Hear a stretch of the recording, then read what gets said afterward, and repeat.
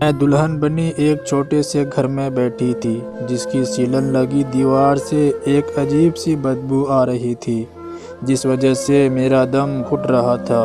मेरा दिल कर रहा था कि दरवाज़ा खोलूं और यहाँ से भाग जाऊं। मेरी आंखें आंसुओं से भरी हुई थी और मैं अपनी पलकों को झपकाते हुए लंबी लंबी सांस ले रही थी और अपने अंदर के दर्द को कम करने की कोशिश कर रही थी। लेकिन फिर मुझे याद आने लगा, एक बहुत ही सुंदर घर, गुलाबों से सजा हुआ एक बड़ा सा कमरा, एक खूबसूरत एहसास और मनपसंद जीवन साथी। वो पल मेरे लिए टॉर्चर बन गए जो मैंने बहुत ही खुशी से किसी के साथ बिताए थे। खैर, कमरे में कोई आया तो मेरी बंद आंखें खुल गई। मैंने जल्दी से अपने आंसू साफ किए और सामने दरवाजे पर खड़े व्यक्ति को देखकर मेरे दिल में कोई एहसास तक नहीं था। मैंने खुद इस जीवन को चुना था, एक बदतर जीवन, क्योंकि अपनी शादी से एक दो दिन पहले भाग जाने वाली लड़कियों का अंजाम शायद मेरे जैसा ही होता है। मेरा नाम सुमन है। मैंने जिस घर में आंखें खोली उस घर में मेरे लिए कोई भी पाबंदियां नहीं थी। मैं बिल्कुल उदार माहौल में पली बड़ी हुई। पढ़ाई पूरी होते ही मम्मी पापा ने एक अच्छा सा लड़का ढूंढकर मेरी मंगनी बहुत ही धूमधाम से उसके साथ करा दी। मैं भी बहुत खुश थी। सुशांत एक बहुत ही अच्छा लड़का था, मगर ज़्यादा पैसे वाला नहीं था, मगर उसकी नौकरी अच्छी खासी थी। उम्मीद थी कि बहुत जल्द कामयाबी हासिल कर लेगा। हम दोनों बिना किसी रोक टोक के घूमते फिरते थे और फिर एक दिन मेरी ज़िंदगी में एक हादसा हुआ जो कुछ यूँ था कि सुशांत और मैं एक दिन रेस्टोरेंट में बैठे खाना खा रहे थे। एक व्यक्ति हमारे टेबल के पास आकर रुक गया। सुशांत खड़ा होकर उससे बहुत ही अच्छी तरह से मिलने लगा। मुझे लगा कि सुशांत का दोस्त है।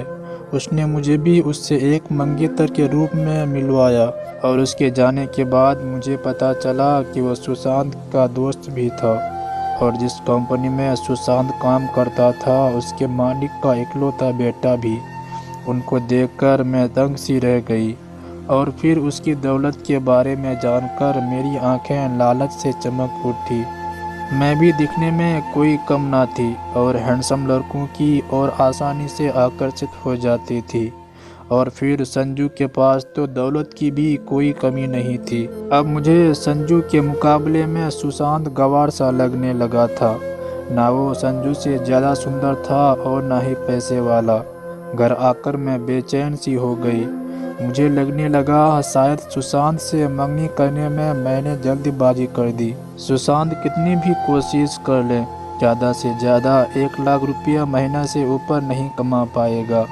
ये सारी बात मैंने अपनी छोटी बहन को बताई, लेकिन उसने मुझे बोला, दीदी ऐसा कुछ मत करना, जीजू बहुत मेहनती व्यक्ति है और फिर आपसे प्यार भी करता है। लेकिन मैं घमंड में बोली, प्यार ना जाने मुझे कौन कौन करता है।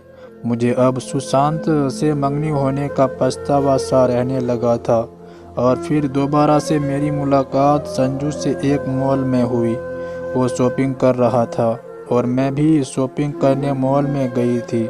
मैं एक शॉप पर खड़ी कुछ कपड़े देख रही थी और किसी ने आवाज़ देने पर मैं पलटी थी तो सामने संजू खड़ा मुस्कुरा रहा था।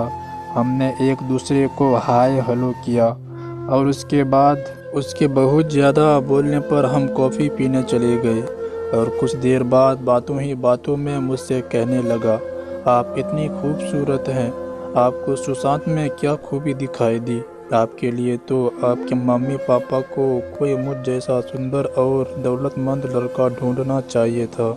उसकी बातें सुनकर मैं झूठी से हंसने लगी और पहली मुलाकात में हमारी अच्छी खासी जान पहचान हो गई। अब हम फ़ोन पर भी बात करने लगे और मिलने भी लगे। उसकी मोहब्बत में मैं बहुत आगे जा चुकी थी। एक दिन मेरी मम्मी पापा ने मुझे ऐसी खबर सुनाई कि मैं कुछ पलों के लिए गुमसी होकर रह गई। मेरी शादी का दिन पक्का हो गया था। मैंने सुशांत से शादी करने से मना कर दिया। मैंने अपनी मम्मी पापा से बोला, संजू के अलावा मैं किसी और से शादी नहीं करूँगी। मेरी इस बात से घर में एक तूफान सा आ गया था और मेरे पापा ने साफ साफ बोल दिया। कहने लगे, मम्मी तुम्हारी खुद की मर्जी से हुई थी तो अब शादी भी वहीं होगी। मैंने बहुत ज़्यादा मना किया, लेकिन मेरे मम्मी पापा भी जिद पर अड़े रहे। बोलने लगे, सारा मोहल्ला जानता है कि हम ज़बान के एकदम पक्के हैं, मगर अब हम रिश्ता ख़त्म करते हैं तो मोहल्ले में हमारी बहुत ज़्यादा बदनामी होगी। हम अपनी ज़बान से नहीं फिरने वाले। खैर, मैंने ये सारी बात संजू को बताई तो वो बहुत ज़्यादा परेशान हो गया, क्योंकि वो भी मुझसे मोहब्बत करता था। मगर उसके बाद उसने मुझे बोला। उसे सुनकर कुछ देर तो मैं बोल ही नहीं पाई थी। उसने मुझे घर से भाग जाने को बोला। मेरी शादी के कुछ दिन ही बचे थे और मैं इतना बड़ा कदम नहीं उठा सकती थी। मुझे अपनी मम्मी पापा की इज्जत की भी ख्याल आने लगा। मगर संजू ने मुझे बोला, अगर मैंने ऐसा नहीं किया तो वो आत्महत्या कर लेंगे। उसकी इस बात ने तो मुझे हैरान ही कर दिया। मैं संजू को अब किसी भी हाल में नहीं खोना चाहती थी और आखिरकार मैंने उसकी बात मान ली और शादी से 2 दिन पहले घर से भाग आई। घर से कुछ दूरी पर ही संजू गाड़ी लिए खड़ा था। मैं उसकी गाड़ी में बैठी और वह मुझे अपने फ्लैट पर ले गया और अगली सुबह उसके कुछ दोस्त को गवाह बनाकर हमने शादी कर ली और हम हमेशा के लिए एक दूसरे के हो गए। मुझे अपने घर वालों की कोई फिक्र ही नहीं थी कि उनके ऊपर क्या बीती होगी। लोग कैसे उनकी इज्जत की धज्जियां उड़ा रहे होंगे, पता नहीं उनको क्या बोल रहे होंगे। मुझे तो बस संजू चाहिए था, जो मुझे मिल चुका था। कुछ दिन तो हमारे बहुत अच्छे से गुजरे, लेकिन एक दिन संजू के पापा बहुत ही गुस्से में फ्लैट पर आए और मुझे संजू के साथ देखकर आग बबूला हो गए और बोलने लगे, तुमने किससे पूछकर इस लड़की से शादी की है? इसे अभी के अभी तलाक ले लो। ये सुनकर मेरे चेहरे के रंग उड़ गए थे कि कहीं संजू मुझे छोड़कर ना चले जाएं। मैं तो इसके लिए अपना सब कुछ बहुत पीछे छोड़ आई हूँ। उसके पापा बोलने लगे, जिस लड़की को अपने मम्मी पापा की इज्जत का ख्याल नहीं, वो तेरी कैसे हो सकती है? वो गुस्से में सिर्फ मुझे बोले जा रही थी।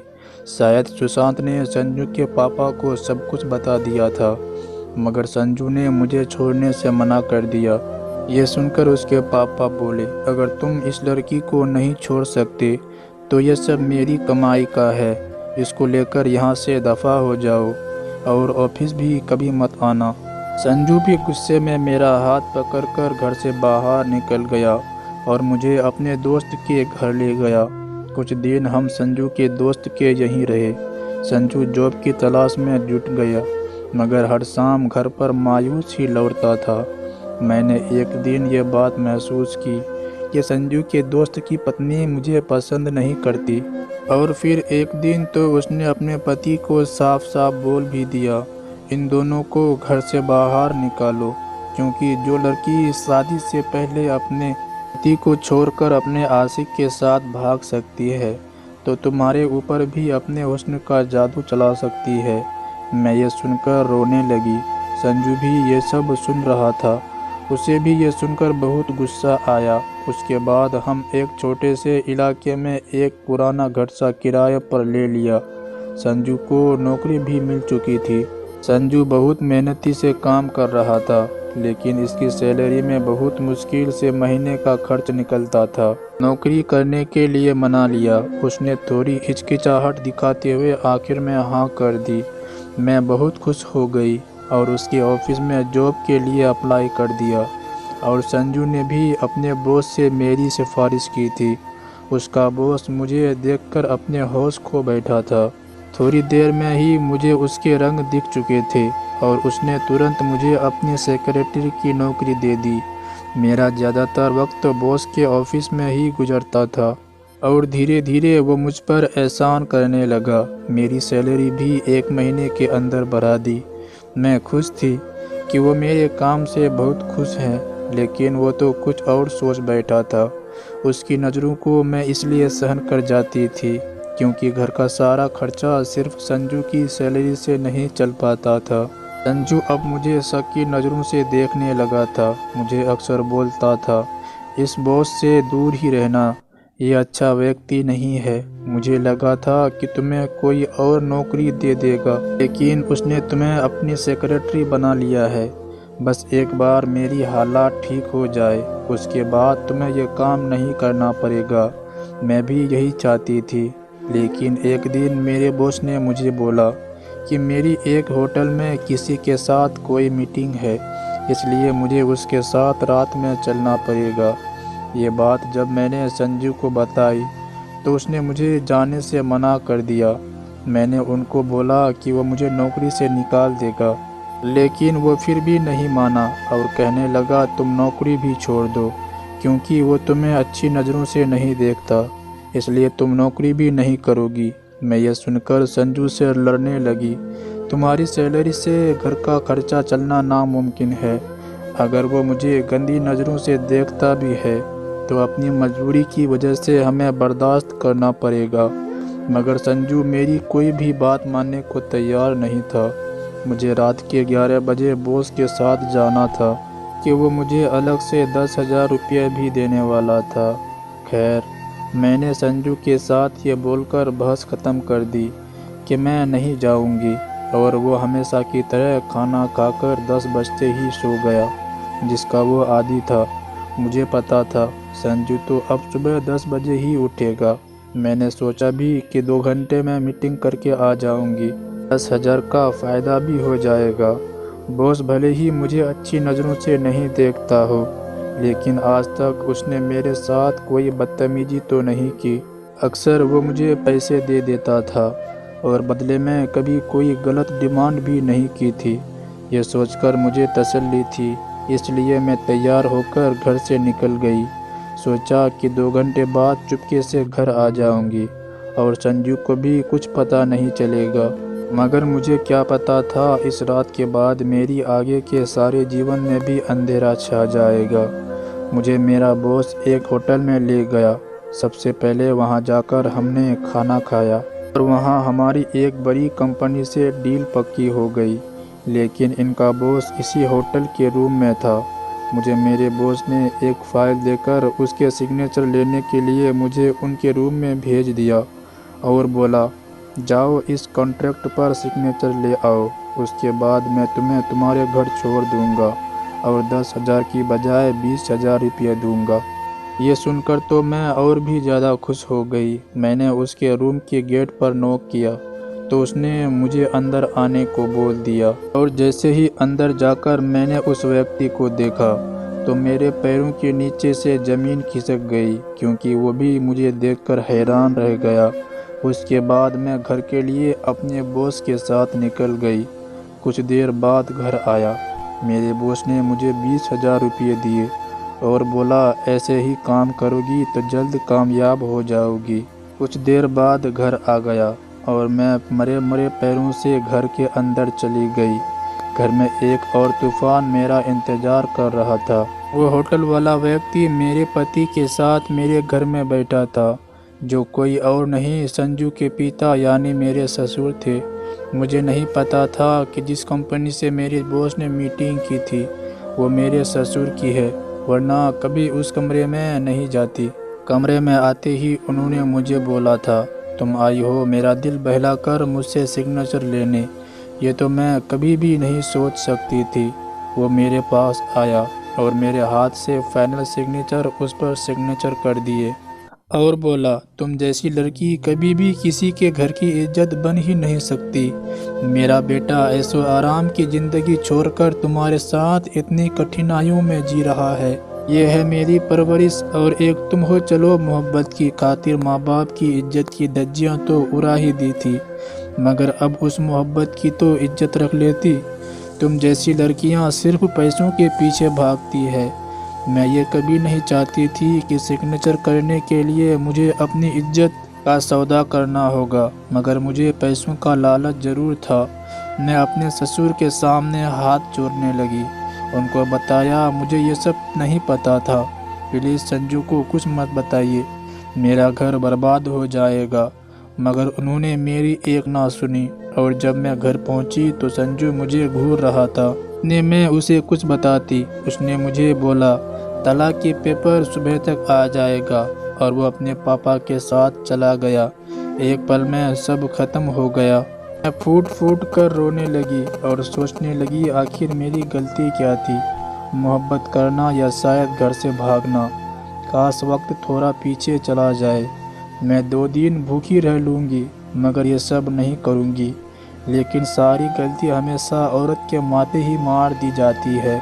भी चाहे जब अपनी गलती की माफ़ी मांगे और अपने घर चला जाए। और मैं बिना कुछ किए ही बदनाम हो चुकी थी। कुछ दिन बाद मेरे पास पैसे भी ख़त्म हो गए और दुनिया से मन भी भर गया और मैं जाकर एक मंदिर के पास बैठ गई। कोई ना कोई खाने को कुछ दे जाता। कुछ दिनों में ही मेरे कपड़े मिट्टी से बहुत ज़्यादा ख़राब हो चुके थे। एक दिन मैं यूं ही मायूस बैठी थी और किसी ने मुझे कई सारे 100 के नोट दे दिए।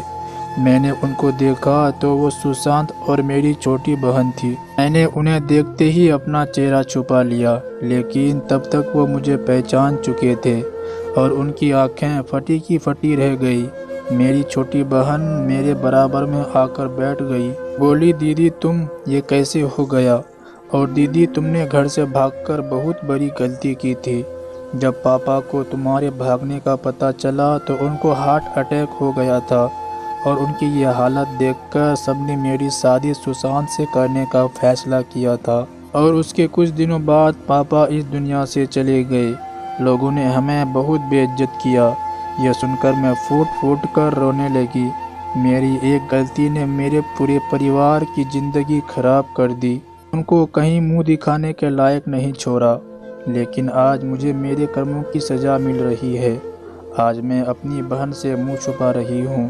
तो दोस्तों ये थी हमारी आज की कहानी। उम्मीद करते हैं कि आपको पसंद आई होगी। आपका क्या कहना है इस कहानी के बारे में? कमेंट करके हमें ज़रूर बताएं। वीडियो को लाइक कर दीजिए और चैनल को सब्सक्राइब कर लीजिए और साथ में घंटी को दबाकर ऑल पर सेट कर लें ताकि आने वाली वीडियो आपको तुरंत मिले। मुझे दीजिए अगली वीडियो तक इजाज़त। तब तक के लिए